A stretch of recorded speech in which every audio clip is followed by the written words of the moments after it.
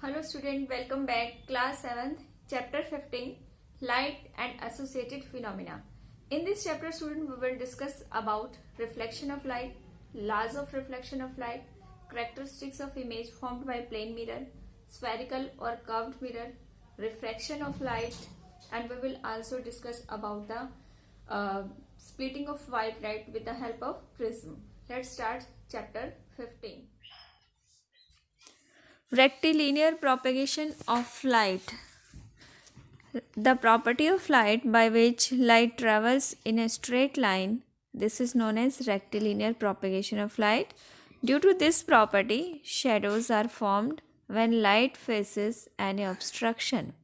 In nature, formation of eclipse are also based on this principle. Reflection of light. When light falls on an object, it changes its direction and bounces back. This bouncing back of light from the surface is known as reflection of light. Based on the surface from where light is reflected, reflection can be classified in two types: regular reflection and irregular refraction. Regular reflection and irregular reflection. Students, as you can see in the diagram, regular reflection, it takes place from a smooth and shiny surface. All parallel beam of light falling on this surface is reflected back in one other direction.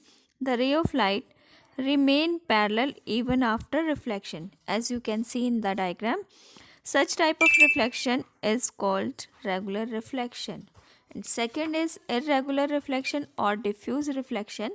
It is a reflection that takes place through a rough or dull surface. The ray of light do not remain parallel after reflection from the surface. They scattered in different directions. Such type of the reflection is known as irregular or diffuse reflection. Plane mirror. A plane mirror has a flat reflecting surface. It is made up of thin sheet of glass and it is silvered on one side. The silver covering is protected with a coating of red lead oxide. An image formed by plane mirror shows the following characteristics. It is erect. ये सीधी होती है but laterally inverted. Laterally inverted means left side of image seem to be right and right side of image seem to be left. It is always virtual. यह हमेशा virtual होती है. What do you mean by virtual, students? Which cannot be obtained on the screen. ये सिर्फ हमें mirror में दिखाई देती है. अगर हम इसे स्क्रीन पे लेना चाहें तो ये नहीं आएगी. So it is always virtual. It is of same size as the size of the object. हमें मिरर में दिखने वाली इमेज हमेशा सेम साइज़ की होती है. जितना ऑब्जेक्ट बड़ा दिख रहा होता है उतनी ही इमेज बड़ी दिखती है. अगर ऑब्जेक्ट को हम छोटा कर देंगे तो इमेज भी छोटी हो जाएगी. The image is at the same distance behind the mirror as the object is in front of the mirror. Laws of reflection. Student, laws of reflection study करने से पहले हमें कुछ टर्म्स के बारे में देखना होगा. इंसिडेंट रे, रिफ्लेक्टेड रे, normal, angle of incident and angle of reflection. What is incident ray?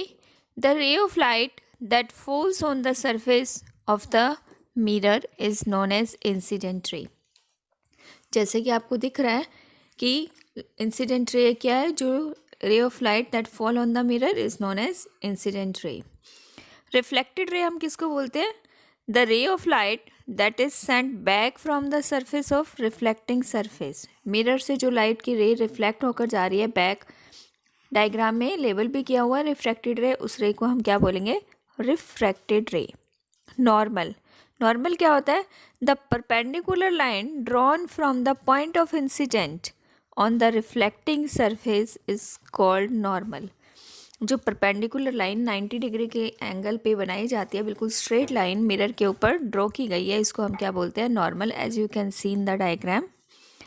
Angle of incident क्या होता है? The angle formed between the incident ray and normal. Normal और इंसिडेंट रे के बीच में बनने वाले एंगल को हम क्या बोलते हैं? Angle of incident. And it is denoted by I.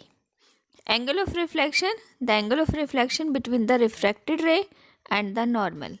Normal और रिफ्रैक्टेड रे के बीच में बनने वाले एंगल को हम क्या बोलते हैं? Angle of reflection. You can see in the diagram which is shown in the slide.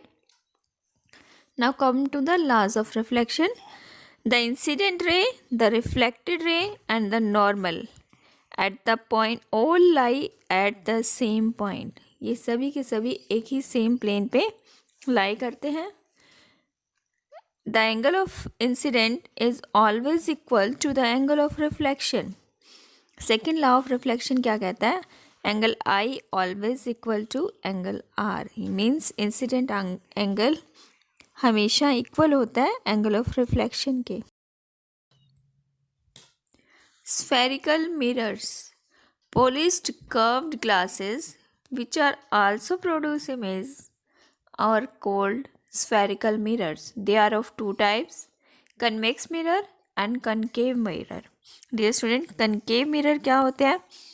A mirror whose reflecting surface curved inside is called concave mirror.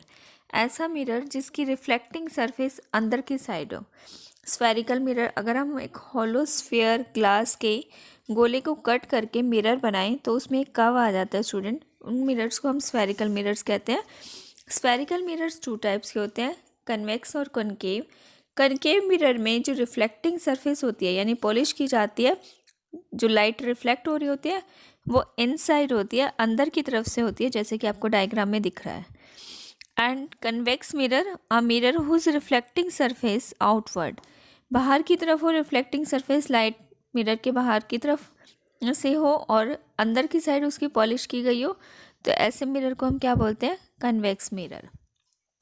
अब इसके साथ कुछ टर्म्स हैं जैसे कि पोल. आपको मेंशन हो रहा है पी पोल लिखा हुआ है. पोल क्या होता है? It is a geometrical centre of mirror. Mirror के जियोमेट्रिकल सेंटर को हम क्या बोलते हैं? पोल. और जिस सेंटर में लाइन गई हुई है जहाँ पे एक्स मेंशन है, that is also known as principal axis. It is the line passing through the centre of curvature and the poles.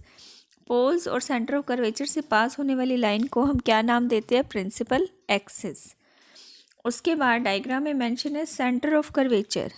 Centre of curvature क्या होता है? It is the centre of the sphere of which the mirror is a part. जिस sphere को cut करके mirror बनाया जाता है, उस स्फीयर का जो सेंटर होता है वही उस मिरर का क्या कहलाता है? Centre of curvature. Okay, that is known as centre of curvature. Next है radius of curvature. Radius of curvature हम किसको बोलेंगे? It is the radius of sphere of which the mirror forms a part. ये radius भी उसी sphere का है जिससे कट करके मिरर बनाया गया है. उस रेडियस को हम क्या बोलेंगे? Radius of curvature. Uses of curved mirror. Dear student, curved mirror को हम कहाँ कहाँ यूज़ करते हैं? Concave mirror, it is use by dentist. ये डेंटिस्ट के द्वारा यूज़ किया जाता है ताकि टूथ की कोई भी कैविटी है उसको वो बहुत एनलार्ज कर देता है. अगर हम इस मिरर को ऑब्जेक्ट के बहुत पास रखें तो ये बहुत बड़ी मैग्नीफाइड इमेज बनाता है. So this is use by dentist. ये डेंटिस्ट के द्वारा यूज़ किया जाता है to see the cavities of tooth. It is also use in headlight of cars and torches. ये कार की हेडलाइट्स में और टॉर्चेस में भी यूज़ किया जाता है. It is use as a magnified in the movie projectors. Magnifiers की तरह यूज़ होता है मूवी प्रोजेक्टर्स के अंदर. Uses of convex mirror. Convex mirror को हम कहाँ यूज़ करते हैं? It is use as a rear view mirror in vehicles. Vehicles में जो साइड पे व्यू मिरर लगा होता है पीछे से आने वाले व्हीकल्स को देखने के लिए, वो मिरर कौन सा होता है? Convex mirror. क्योंकि कन्वेक्स मिरर ऑब्जेक्ट्स की, दूर वाले ऑब्जेक्ट्स की बहुत मिनिमाइज इमेज बनाता है जिससे उसको लार्ज एरिया कवर हो जाता है. And it always make the erect image. ये हमेशा सीधी इमेज बनाता है. That's why it is use as a rear view mirror. It is use as a reflector in the street light. Convex mirror कहाँ use होता है? और street lights में रिफ्लेक्टर का काम करता है. It is also use as a safety mirror in the malls and stores. Malls और स्टोर्स में ये सेफ्टी मिरर की तरह भी यूज़ होता है. Refraction of light. It is another phenomena of light students. What do you mean by refraction? When a ray of light passes from one transparent medium to another transparent medium, it bends from its path. This is known as reflection of light. जब light की रे एक medium से दूसरे medium में travel करती है तो ये अपने पाथ से बैंड हो जाती है, जैसे कि आपको डायग्राम में फिगर में शो हो रहा है।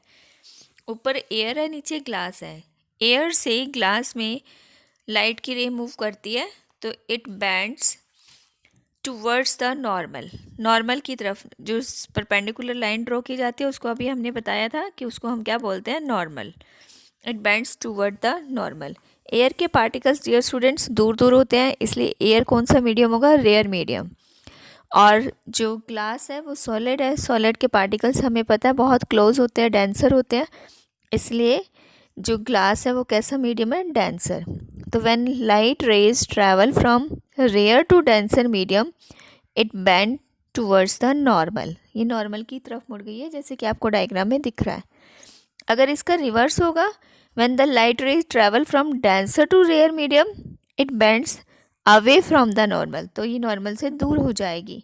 अगर लाइट की रे डेंसर से रेयर मीडियम में ट्रैवल करेगी तो it will bend away from the normal. When the light ray travel along the normal then there will be no deviation. अगर लाइट की रे सीधी आए, जैसे नॉर्मल ड्रॉ किया गया वही लाइट की रे का पाथ हो, तो इट विल नॉट बैंड, तो ये बैंड नहीं होगी।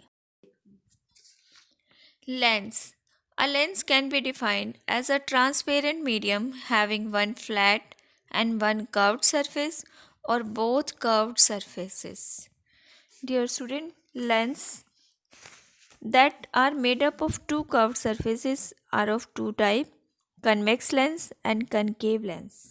जैसे कि आपको डायग्राम में शो हो रहा है, कन्वेक्स लेंस कैसा होता है। A convex lens is thick at the middle and thin at the edges. Middle से ये थिक होता है, ब्लू कलर में इसको ब्लू कलर शो करके दिखाया गया लेंस को, so that you can identify it. The lens which is thick at the centre और middle and thin at the edges is known as convex lens. Concave lens क्या होता है, which is thin at the middle and thicker at the edges are known as concave lens. Concave lens looks smaller through the objects होते जो concave lens से देखने के बाद हमें स्मॉल दिखाई देते हैं, and convex lens usually magnifies the image, ये इमेज को मैग्नीफाई करता है। अब कुछ टर्म्स है जो इन लेंस से रिलेटेड है, जैसे कि आपको फिगर में दिख रही है। What do you mean by principal axis? Axis लिखा हुआ है, ये प्रिंसिपल एक्सिस होता है। इसको कैसे डिफाइन करेंगे, the line joining the centre of two spheres from which lens is formed is called principal axis. Next है ऑप्टिकल सेंटर। ऑप्टिकल सेंटर क्या होता है, the centre of lens is called optical centre. किसी भी lens के centre को हम क्या बोलते हैं, ऑप्टिकल सेंटर। नेक्स्ट आता है प्रिंसिपल फोकस। प्रिंसिपल फोकस क्या होता है, it is a point eight which parallel raise of light converging after passing through a lens. The rays of light meet at a point. That point is known as principal focus. Lens से pass होने के बाद light की raise सारी एक point पे meet हो जाती है, उस पॉइंट को हम उस लेंस का क्या बोलते हैं, प्रिंसिपल फोकस। नेक्स्ट आता है focal length. It is the distance between the optical centre and the focus of a lens. Optical centre से और फोकस, प्रिंसिपल फोकस के बीच की जो डिस्टेंस होता है उसको हम उसकी क्या बोलते हैं, focal length. Image formation in human I. Human I has an inbuilt convex lens. जो स्टूडेंट, हमारी आइज़ के अंदर एक कन्वेक्स लेंस होता है। When the ray of light fall on the eye lens, it focuses the real and inverted image on the retina. Retina क्या होती है, ये स्क्रीन का काम करती है जिसके ऊपर इमेज बनती है। हमारी रेटिना पे कैसी इमेज बनती है, रियल इमेज हम उसको बोलते हैं the image which can be obtained on the screen. जब आई लेंस से लाइट की रेज पास होती है then it make a real and inverted image. जैसे कि आपको डायग्राम में दिख रहा है, सामने एक ऑब्जेक्ट रखा है, उस ऑब्जेक्ट की इमेज कैसी बन रही है रेटिना पे, इन्वर्टेड यानी उल्टी। रियल इमेज हमेशा उल्टी होती है, इन्वर्टेड इमेज बनेगी on the retina which act as a screen. Retina किसका काम करती है? स्क्रीन का, जहाँ पे इमेज बनती है। Retina is connected to the optic nerve that carry the information to the brain. Retina किससे कनेक्ट है? It is connected with the optic nerve which carry information to the brain. ये optic nerve वो सारी information जो retina पे बनती है उसे ब्रेन तक ले जाता है। Then the brain interpret the information and forms a real and erect image of the object with the correct size। इस तरह से हमें पता चलता है कि हमने क्या देखा। Splitting of white light। When a beam of light passes through a prism, it forms a band of 7 color. It is known as dispersion of white light. Dear student, white light को जब हम prism से पास करते हैं तो ये 7 colours का एक बैंड बनाती है which is known as spectrum. इस बैंड को हम क्या बोलते हैं? स्पेक्ट्रम। इसमें सभी 7 कलर्स कौन से होते हैं? Red, orange, yellow, green, blue, indigo and violet. इसको हम विबग्योर के नाम से भी जानते हैं। वन वर्ड हम सभी कलर्स का लेते हैं। VIBGYOR, V means violet, I means indigo, B means blue, G means green, Y for yellow, O for orange and R for red. ये सबसे पहले आइजैक न्यूटन एक साइंटिस्ट था जिसने डिस्कवर किया था कि वाइट लाइट 7 कलर से मिलकर बनी होती है और उसने प्रिज्म से वाइट लाइट को पास करके प्रूव कर दिया था कि वाइट लाइट स्प्लिट अप हो जाती है 7 कलर में। उसने एक न्यूटन डिस्क भी बनाई थी, उस डिस्क पे 7 कलर पेंट्स किए थे और जब उसको डिस्क को रोटेट किया जाता था तो वो बहुत सभी कलर्स मिक्स हो जाते थे and it give a white colour. Then he proved that white light is made up of 7 colors. Dear student, it is all about chapter 15. I hope all concepts are clear to you. Have a nice day, students.